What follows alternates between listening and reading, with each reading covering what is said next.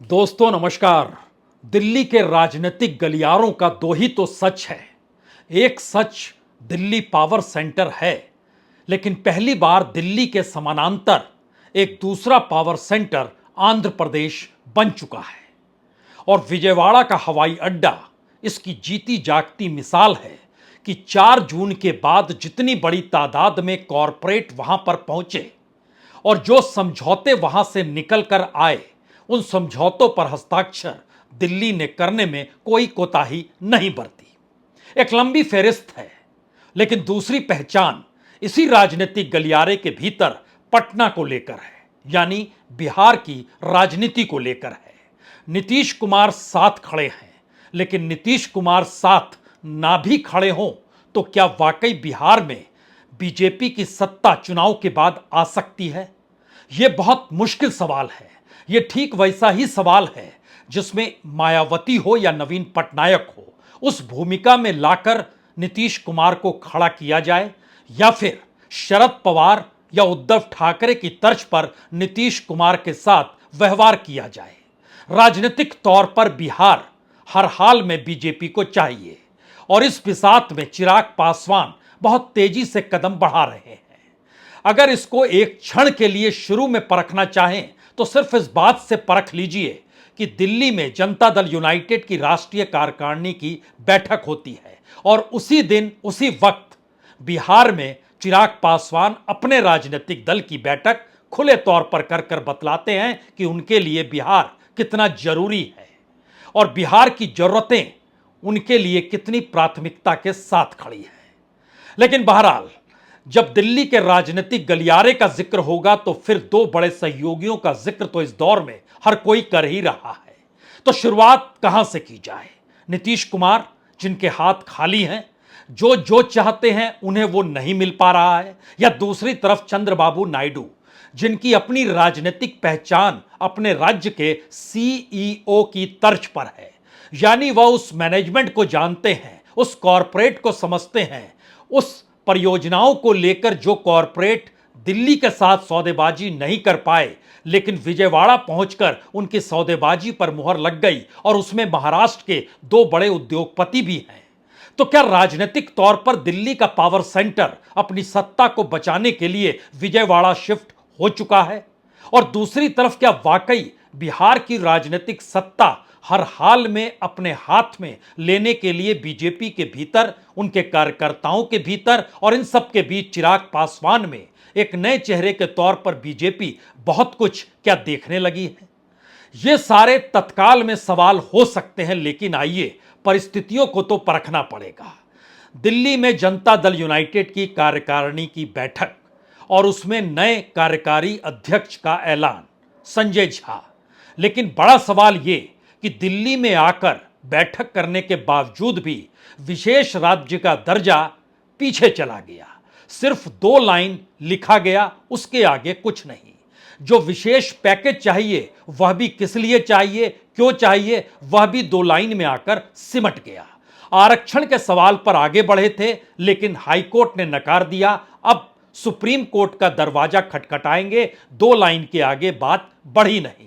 और इन सब के बीच एक ही वादा हर किसी को याद है कि दरअसल अगला चुनाव जो होगा वह नीतीश कुमार की अगुवाई में होगा, बीजेपी साथ में रहेगी, यानी एनडीए की अगुवाई करते हुए बिहार में नीतीश कुमार ही रहेंगे। इस बात का खुले तौर पर जिक्र करने से दिल्ली में जनता दल यूनाइटेड के नेता केसी त्यागी घबराए नहीं, बार बार इसका जिक्र करते रहे, जिसके जिक्र करने की जरूरत होनी चाहिए नहीं थी, क्योंकि बिहार की राजनीति में नीतीश कुमार जनता दल यूनाइटेड के आसरे उस चेक एंड बैलेंस की तर्ज पर खड़े हैं जहां पर सब कुछ उनके अनुकूल होगा, क्योंकि बीजेपी अपने बूते सिर्फ चिराग पासवान के जरिए सत्ता में आ नहीं सकती है। जनता दल यूनाइटेड की महत्ता इतनी है कि दूसरी तरफ लालू यादव क्या कहें, तेजस्वी यादव या कहें आरजेडी, कांग्रेस और सीपीआई एमएल के साथ मिलकर सत्ता में आ नहीं सकती है, क्योंकि इनके साथ खड़ा हुआ तकरीबन 14-15% वोट एकजुट है। वो जाति के आधार पर भी है और महिलाओं को लेकर भी है। उसके बाद जिससे ये गठबंधन करते हैं उसमें 3 से 4 या 4 से 5% की बढ़ोतरी हो जाती है, 15 से 18 पहुंच जाए या 15 से 20 पहुंच जाए। यह स्थिति जनता दल यूनाइटेड और नीतीश कुमार की है। लेकिन इन सब के बावजूद भी अगर दिल्ली के राजनीतिक गलियारे में शोर बिहार की सत्ता को लेकर है तो इसके मतलब मायने बहुत कुछ हो सकते हैं। तो एक तरफ दिल्ली में जनता दल यूनाइटेड की बैठक, उससे पहले हम एक दूसरी बैठक दिखलाते हैं जो बिहार में चिराग पासवान उसी वक्त कर रहे थे, और उसके बाद जब उनसे बिहार को लेकर सवाल पूछा गया तो उसमें उनकी प्राथमिकता बिहार में जो पुल एक के बाद एक इंफ्रास्ट्रक्चर के नाम पर गिर रहे हैं, जो वहां की कानून व्यवस्था है, उन सवालों को लेकर चिराग पासवान सक्रिय दिखाई दिए। यहां पर एक चीज और जान लीजिए, जब लोकसभा के चुनाव हो रहे थे और 5 में से 5 सीट चिराग पासवान ने जीत ली, तो हैरत नहीं होनी चाहिए कि नीतीश कुमार के बदले चिराग पासवान को उस वक्त भी चुनाव प्रचार में बीजेपी के कई उम्मीदवार अपनी कॉन्स्टिट्यूएंसी में बुला रहे थे और चिराग पासवान उनकी कॉन्स्टिट्यूएंसी में गए भी। यानी बीजेपी और चिराग पासवान के बीच की दूरी में कहीं कोई ऐसी उलझन नहीं है, कोई गांठ नहीं है। वो खुद को हनुमान कह चुके हैं। लेकिन नीतीश कुमार को लेकर बहुत सारे सवाल हैं। इन सवालों में उलझते हुए सबसे पहले जरा बिहार की इस तस्वीर को देख लीजिए। राजेश वर्मा खगड़िया से हमारे युवा सांसद, तेज तरह इनके भाषण का समाधान रखने की क्षमता। मैंने हमेशा से बिहार फर्स्ट, बिहारी फर्स्ट के माध्यम से बिहार में फूड प्रोसेसिंग यूनिट्स का मैंने जिक्र किया। मैं हाजीपुर का केला हो या मुजफ्फरपुर की लीची हो या यहाँ का आम हो या यहाँ का मखाना हो, मैंने हमेशा कहा है कि अगर यहाँ पे प्रोसेसिंग यूनिट्स लगेंगे तो यहाँ के किसानों को ज्यादा आमदनी मिलेगी, राज्य का राजस्व बढ़ेगा, युवाओं के लिए रोजगार के अवसर खुलेंगे। बिहार में इन दिनों लॉ एंड ऑर्डर पूरी तरीके से गड़बड़ा गया है, अपराध चरमो सीमा पे है, नेता प्रतिपक्ष लगातार आपके सरकार पे हमलावर है। नहीं, और ये चिंता का विषय हम सब के लिए है। मेरी मुख्यमंत्री जी से भी इस विषय को लेकर मेरी बातचीत हुई है। आने वाले दिनों में इस बात को सुनिश्चित किया जाएगा कि अपराधियों की धरपकड़ कर अपराध को नियंत्रित किया जाए, क्योंकि अपराध को कतई बर्दाश्त नहीं किया जा सकता। हाल फिलहाल के दिनों में आपराधिक घटनाएं जिस तरीके से बढ़ी हैं, ये हम सब के लिए, हमारी सरकार के लिए चिंता का विषय है और इसको जल्द नियंत्रित करने के लिए सरकार तत्परता से कार्य कर रही है। पुल भी 10 दिनों में 4 पुल गिर गए हैं। ये भी बहुत दुर्भाग्यपूर्ण है, और ऐसे में गुणवत्ता के साथ जिसने भी भ्रष्टाचार किया है, ना किसी दोषी को बख्शा जाएगा। मेरे प्रधानमंत्री भी इस बात को लेकर चिंतित है। आप भी सोच रहे होंगे कि चिराग पासवान बिहार को लेकर जो अपने विजन के साथ अपने कार्यकर्ताओं के बीच अपनी बातों को रख रहे हैं और पत्रकारों से बात कर रहे हैं, नीतीश कुमार क्या ऐसी बातें शुरू में किया करते थे जब सत्ता में आए थे? जब इस बात का जिक्र होता था कि किस तरीके से नीतीश कुमार ने बिहार को संवार दिया, उस वक्त लालू यादव से सत्ता निकलकर नीतीश के पास आई थी। परिवर्तन बिहार ने बाखूबी किया है, बाखूबी देखा है। लेकिन एक सच यह भी है कि नीतीश लालू यादव के साथ रहे, और वहां से जब निकलकर वह चुनाव मैदान में अपने बूते निकले तो उसमें आरजेडी को उन्होंने मात दी। और यही परिस्थिति एनडीए के भीतर पहली बार चिराग पासवान को लेकर बन तो नहीं रही है, क्योंकि बीजेपी अपने बूते सत्ता में नहीं आ सकती है। इस बात को वो बाखूबी जानती है। उसे एक चेहरा चाहिए, और वो चेहरा अगर युवा होगा तो इससे बेहतरीन कुछ हो नहीं सकता है। और चिराग पासवान पूरे तरीके से समर्पित है। अगर वोटों के लिहाज से समझें तो इस बात को समझने की जरूरत है कि बीजेपी और एलजेपी यानी चिराग पासवान दोनों मिलकर 27% से आगे बात बढ़ती नहीं है। लेकिन दूसरी तरफ आरजेडी, कांग्रेस और सीपीआईएमएल ये लगभग 34% तक चली जाती है। और जो 15% वोट का हम आपसे जिक्र कर रहे हैं, वो अगर इधर आता है तो 42% वापस आरजेडी के साथ चला जाता है, तो एक झटके में ये 48-49% या उसको भी पार कर जाएंगे। अब सवाल यह है कि इन सारी बातों से अवगत तो दिल्ली भी है, तो फिर दिल्ली के गलियारे में इस बात की चर्चा क्यों है? असल में बिहार को दिया क्या जाए? विशेष राज्य का दर्जा नहीं दिया जा सकता है, लगभग इसके खुले संकेत दे दिए गए। जो विशेष पैकेज चाहिए वो पैकेज का मतलब राजनीतिक लूट होती है और यह किसी से छुपा हुआ कहीं नहीं है। लेकिन अगला सवाल है कि नीतीश कुमार चाहते हैं कि उनकी अपने विधायकों की जो संख्या है वो कम से कम बिहार में 70 के लगभग तो पहुंच जाए, और पहुंच सकती है, उनको यह लगता है।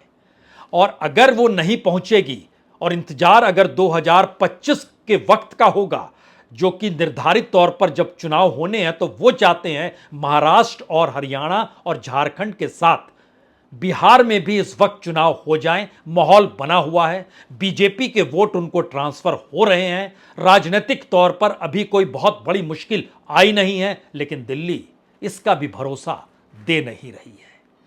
और जो आर्थिक तौर पर मदद का सवाल है उसको अगर एक क्षण के लिए परखिए तो इस बरस यानी 2024-25 में 52,161 करोड़ रुपए यही अनुदान राशि बिहार के हिस्से में आ रही है।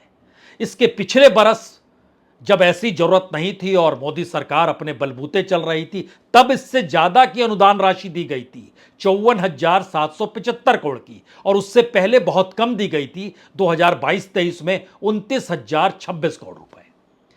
तो पहला सवाल तो यही है कि अनुदान राशि भी पिछले बरस की तुलना में इस बरस कम है, पैकेज है नहीं, विशेष राज्य है नहीं। राजनीतिक तौर पर हर हाल में अपनी मजबूती नीतीश कुमार देखना चाहते हैं, यानी वह भी जान चुके हैं कि अगर जल्द चुनाव नहीं हुए और फिर 2025 के सितंबर, अक्टूबर, नवंबर का इंतजार करना पड़ गया तो गद्दी हाथ से निकल जाएगी। क्योंकि बिहार के भीतर में राजनीतिक उथल पुथल युवाओं के जरिए हो, मजदूर किसानों के जरिए हो, या राज्य के भीतर की अर्थव्यवस्था को संभालते हुए राजनीति को साध पाने की हो। और अब जब बीजेपी साथ में खड़ी है तो वह भी जानती है कि दरअसल लूट तंत्र राजनीतिक तौर पर बिहार में कैसे किस रूप में हुआ है। और शायद इसीलिए दिल्ली में केसी त्यागी से जब सवाल किया गया तो वो जवाब कैसे किस रूप में देते हैं, ये जरा सुनने की जरूरत होनी चाहिए। बिल्कुल, नीतीश कुमार जी के नेतृत्व में 2025 का चुनाव लड़ा जाएगा। इसकी घोषणा न सिर्फ प्रधानमंत्री ने की है, बल्कि राज्यों के जो प्रदेश पार्टी अध्यक्ष हैं भाजपा के और सदन के जो नेता हैं दोनों, वो सार्वजनिक तौर पर घोषणा कर चुके हैं। लिहाजा मैं इस बहस को यहाँ विराम देना चाहता हूँ कि नेतृत्व को लेकर के कोई विवाद बिहार के अंदर है। नीतीश कुमार जी न सिर्फ जेडीयू के बल्कि संयुक्त जो एनडीए है उसके सर्वमान्य नेता हैं और उन्हीं के नेतृत्व में अगला चुनाव होगा। लेकिन अश्विनी चौबे लगातार मैंने कर दिया तो अश्विनी चौबे क्या सीनियर नेता बीजेपी के, वो ये कहते हैं कि बिहार का चुनाव बीजेपी के नेतृत्व में लड़ा जाए। हम छोटे मोटे नेता के वक्तों पर बयान नहीं देते। प्रधानमंत्री एनडीए के सबसे बड़े नेता हैं और पार्टी के प्रदेश अध्यक्ष और दोनों सदन के नेता अपनी राय जारी। ऐसा नहीं है कि केसी त्यागी जानते नहीं होंगे, वो जानते हैं कि जनता दल यूनाइटेड का जो भी नेता दिल्ली पहुंचा वो जनता दल यूनाइटेड का कम मोदी सरकार का ही ज्यादा हो गया। क्योंकि नीतीश कुमार के करीबी रहे नेता, याद कीजिए आरसीपी सिंह, वह तो मोदी सरकार में जनता दल यूनाइटेड के कोटे से मंत्री थे। लेकिन वो कौन सी परिस्थिति आई कि उन्होंने जनता दल यूनाइटेड छोड़ दिया और मोदी सरकार यानी बीजेपी के साथ खड़े हो गए। आप यहां पर हरिवंश जी का भी जिक्र कर सकते हैं, पत्रकार से नेता और उसके बाद अभी राज्यसभा में डिप्टी स्पीकर हैं। दरअसल हरिवंश की भूमिका नीतीश को पलटाने में बड़ी भूमिका के तौर पर उभरी, ये पटना से लेकर दिल्ली के राजनीतिक गलियारे में हर कोई जानता है। यानी सत्ता दिल्ली के अनुकूल चलते हुए हरिवंश जी ने भी अपने तौर पर जिस राजनीति को साधा उसी धारा में नीतीश भी बह निकले। सवाल ये सबसे बड़ा नीतीश के सामने चुनौती के साथ है, इसकी कौन गारंटी लेगा कि अब आने वाले वक्त में उनके सांसद नहीं टूटेंगे और दिल्ली को उनके सांसदों की कितनी जरूरत है। क्योंकि एनडीए गठबंधन के अगर आंकड़ों को समझिए तो 293, उसमें से अगर आप 12 सीट माइनस कर दीजिए जो जनता दल यूनाइटेड के सांसद हैं, तो एक झटके में एनडीए 281 पर आ जाएगा और जादुई आंकड़ा 272 का है। अब सवाल है क्या वाकई जनता दल यूनाइटेड की उम्र बहुत बड़ी नहीं बची है? और राजनीतिक तौर पर बार बार ललन सिंह का अपना वक्तव्य राजनीतिक तौर पर कभी स्पीकर के चुनाव को लेकर या कभी बिहार और एनडीए गठबंधन के बीच के रास्ते में इंडिया का जिक्र करते हुए नीतीश कुमार की ठसक के साथ मजबूती को दिखाना बताना, इसकी जरूरत है नहीं, लेकिन वो करते हैं। और ये काम वो तब भी करते थे जब लालू यादव के साथ जनता दल यूनाइटेड थी। यानी इस पूरी प्रक्रिया के भीतर में मोदी और शाह की जोड़ी बाखूबी जानती है कि बिहार की सत्ता को पाने के लिए जनता दल यूनाइटेड को तोड़ना जरूरी होगा। और जनता दल यूनाइटेड अगर टूट जाए तो नीतीश कुमार अपने तौर पर जो राजनीतिक जमीन पर खड़े हैं बिहार के भीतर, वो राजनीतिक जमीन एक झटके में डगमगा जाएगी। और जो वोट बैंक उनके साथ जुड़ा हुआ है, कमोवेश उनकी हालत उत्तर प्रदेश में जो मायावती की हुई, एक वक्त में सिर्फ जाटव वोट बैंक उनके साथ रहा जो विधानसभा चुनाव में थे। लोकसभा आते आते वो जाटव वोट बैंक भी बिखर गया और बड़ी तादाद में वो इंडिया गठबंधन के साथ चला गया। जो बीजेपी सोच रही थी उनके साथ आए, लेकिन मायावती और बीएसपी उत्तर प्रदेश की राजनीति में हाशिए पर चले गए। अब वो फिर कैसे खड़े होंगे उसका इंतजार करना पड़ेगा। लेकिन बिहार के भीतर भी अगर एक बार नीतीश कुमार हाशिए पर चले गए, क्योंकि 2 दशक होने जा रहे हैं जब से वो सत्ता में है, इस पूरी प्रक्रिया के भीतर में नीतीश कुमार की राजनीतिक जमीन गठजोड़ पर टिकी हुई है और उनका एक अपना वोट बैंक जरूर है, लेकिन जैसे ही उसमें 2 फाड़ आएगी तो राजनीतिक तौर पर उनके लिए मुश्किल हो जाएगी। और फिर एक सवाल तो यह भी है, दिल्ली में अभी भी तो नरेंद्र मोदी और अमित शाह की सत्ता चल रही है। राजनीतिक तौर पर किस किस राजनेता को जेल तक पहुंचाया गया, किसके मामले खुले, किसके साथ कौन सी परेशानी हुई, कौन साथ में आकर खड़ा हो गया, ये कोई छुपी हुई बात तो है नहीं।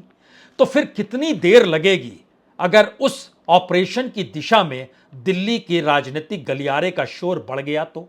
और जिक्र आज इसका संजय राउत ने भी किया और उन्होंने भी कहा कि जिस तर्ज पर दिल्ली काम करती है उसमें ध्यान दीजिए। खुद मैं जेल में गया लेकिन मेरे खिलाफ कोई सबूत नहीं। हेमंत सोरेन को जेल में डाला गया, बाहर आ रहे हैं, कोई सबूत नहीं। और एक एक करके उन्होंने पूरी फहरिस्त बताई, किसी के खिलाफ कोई सबूत नहीं। लेकिन जिनके खिलाफ कुछ, जैसे प्रफुल्ल पटेल का नाम लिया जाए, और भी कई नाम उन्होंने लिए, उनके खिलाफ जो मामले थे वह एक झटके में गायब हो गए जैसे ही वो बीजेपी में चले गए। जितने भी पॉलिटिकल लीडर्स को अरेस्ट किया है वो किसी के खिलाफ कोई एविडेंस नहीं मिला है। मैं उदाहरण, मुझे पकड़ा था, कोर्ट ने कहा उनका क्या संबंध, उनके पास अगेंस्ट कोई एविडेंस नहीं। हेमंत सोरेन बेकसूर थे, हम पहले से बोल रहे हैं। केजरीवाल जी बेकसूर है, मनीष सिसोदिया निर्दोष है, सत्येंद्र जैन निर्दोष है, अनिल देशमुख निर्दोष थे, संजय राउत निर्दोष थे। अगर प्रफुल्ल पटेल जी, यशवंत यादव, प्रताप सरनाई, अशोक चौहान, ये सब आपके पार्टी में आने के बाद निर्दोष साबित होते हैं और जो आपके विरोधी है वो गुनहगार साबित होते हैं। दरअसल संजय राउत की बात सुनकर आपके जहन में एक सवाल और होगा, क्या चंद्रबाबू नायडू को यह डर नहीं है? दरअसल चंद्रबाबू नायडू का चुनाव तो अभी तुरंत का हुआ है और अगला चुनाव जो होगा वो अगले लोकसभा चुनाव के साथ होना है, यानी 2029, एक लंबा वक्त है। दूसरी बड़ी बात, जो भी प्रोजेक्ट, लगभग 16 प्रोजेक्ट के लिए जो पैसा चंद्रबाबू नायडू को आंध्र प्रदेश के लिए चाहिए, वो दिल्ली दे पाएगी या नहीं दे पाएगी, ये सवाल अभी उलझा हुआ है। 16,000 करोड़ की मांग उन्होंने रखी है। उसके दायरे में वहां का कुछ पावर प्रोजेक्ट है, कुछ सिंचाई प्रोजेक्ट है, कुछ अमरावती को जिस लिहाज से राजधानी वो बनाना चाहते हैं उसको लेकर भी है। लेकिन इसके समानांतर एक और बात है, हर कोई जानता है कि कॉरपोरेट के साथ इस दौर में मोदी सरकार की निकटता बाखूबी रही है और कॉरपोरेट के लिए बाकायदा नीतियां भी बनती रही हैं। तो नीतीश कुमार बिहार के मद्देनजर ये काम नहीं कर सकते। वहां ना तो इंडस्ट्री है, ना ही एग्रीकल्चर को लेकर जो कॉरपोरेट की एंट्री होनी है वो हो सकती है। वहां की सबसे बड़ी गड़बड़ी बिहार की है कि इस देश के मानचित्र पर सबसे गरीब राज्य बिहार है। गरीबी, मुफलिसी, बेरोजगारी और इन तमाम परिस्थितियों से जूझते हुए बिहार के जो प्रवासी मजदूर हैं वह भी काम से जब लौटते हैं छुट्टियों में तो उनके भीतर आक्रोश होता है। और इस दौर में तो बकायदा रेलवे की परिस्थिति ने बतला दिया कि बिहार के मजदूरों की कैसी स्थिति होती है रेलवे से आवाजाही में। यानी कुछ भी आप ठीक करा नहीं पाए। यानी राजनीतिक तौर पर बिहार को स्थिरता चाहिए, जहां पर मुख्यमंत्री के पद पर नीतीश कुमार रहे, और उसी गद्दी पर बीजेपी अब अपने नेता को देखना चाहती है, जिसका हल्का सा इंडिकेशन बीजेपी के नेता चौबे जी ने किया, जो कि बक्सर से आते हैं, उन्होंने जिक्र भर किया। लेकिन बहरहाल सवाल चंद्रबाबू नायडू का यहां इसलिए है क्योंकि इस दौर में वडोदरा का हवाई अड्डा बेहद सक्रिय हो चला है।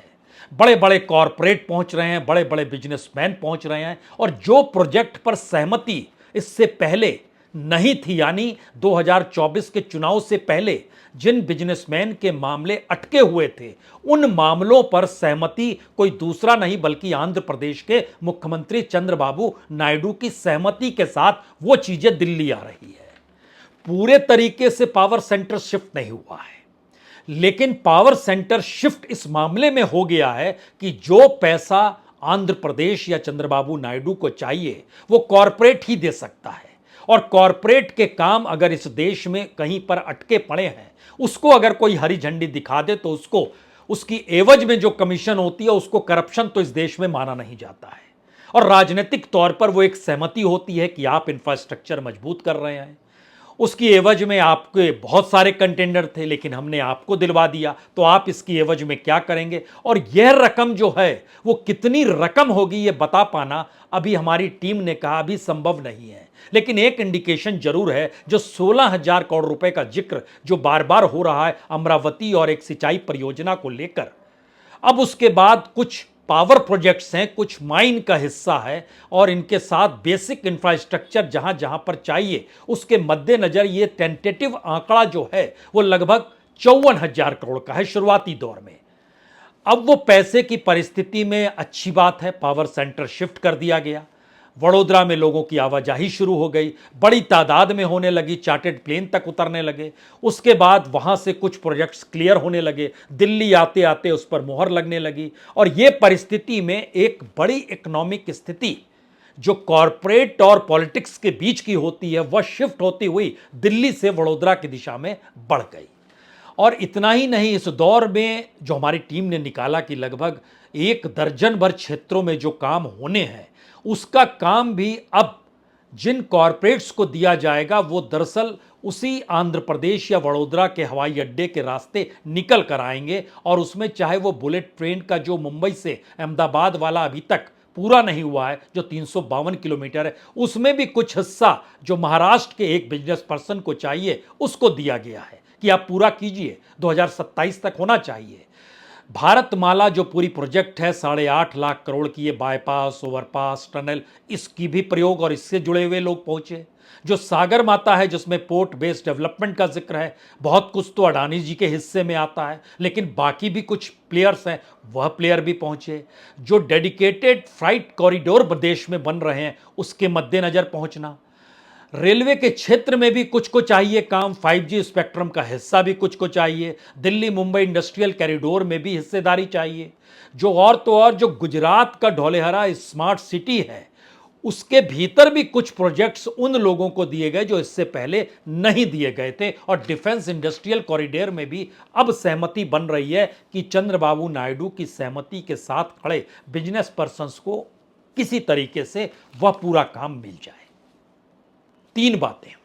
पहली बात, नीतीश कुमार क्या करेंगे, नीतीश कुमार क्या समझ चुके हैं, और नीतीश कुमार कोई बड़ा निर्णय क्या जैसे ही ऐलान महाराष्ट्र और हरियाणा के चुनाव और झारखंड के चुनाव का होगा उसी के मद्देनजर करेंगे क्या, क्योंकि उन्हें झारखंड में भी चुनाव लड़ना है और वो चाह रहे हैं कि हर हाल में बिहार और झारखंड के चुनाव एक साथ हों। झारखंड में भी उनके लगता है कि कई सीटें वो जीत सकते हैं, 6 सीटों का जिक्र वो कर रहे हैं कि जीत सकते हैं, और बिहार में उनकी संख्या 70 तक पहुंच सकती है, जो उनका अपना आकलन है राजनीतिक तौर पर, अगर मौजूदा वक्त का एनडीए उनके साथ खड़ा रहा और वोट ट्रांसफर हो गया तो। तो पहली बड़ी बात तो यही है, वो क्या करेंगे। दूसरी बड़ी बात, बीजेपी क्या वाकई कोई जल्दबाजी नहीं दिखाएगी और इंतजार करेगी 2025 तक का, और इन सब के बीच चिराग पासवान क्या वाकई बीजेपी का चेहरे के रूप में तब्दील हो जाएंगे, या फिर उनको आगे किया जाएगा जैसे एकनाथ शिंदे को आगे किया गया और उनको मुख्यमंत्री बनाया गया या अजीत पवार को ले आया गया। क्या इस तर्ज का एक्सपेरिमेंट चिराग पासवान के जरिए जनता दल यूनाइटेड को तोड़कर किया जाएगा? ये दो सवाल राजनीतिक तौर पर उफान पर हैं, और इनके बीच में तीसरा सवाल जो सबसे बड़ा ये है, क्या नीतीश कुमार की भी सहमति अपने तौर पर है कि वो हर हाल में आरजेडी को कुछ भी देना नहीं चाहते हैं और वो बीजेपी या कहे नरेंद्र मोदी के साथ अब एक बात खुले तौर पर कह चुके हैं कि हम आप ही के साथ रहेंगे, लेकिन अब हमारे लिए आप कोई बड़ा पद दिल्ली में भी देखिए। तो वह शिफ्ट होगा और वहां पर नए चेहरे की आगमन की परिस्थिति बन जाएगी। क्या यह स्थिति है? यही तीन राजनीतिक परिस्थितियों के इर्द गिर्द बिहार की समूची राजनीति और पावर सेंटर का वडोदरा शिफ्ट होना दूसरी परिस्थिति, इन्हीं के इर्द गिर्द राजनीति की मौजूदा स्थिति दिल्ली हो, वडोदरा हो या फिर पटना हो, कुछ ऐसे ही घूम रही है। बहुत बहुत शुक्रिया, बहुत बहुत शुक्रिया।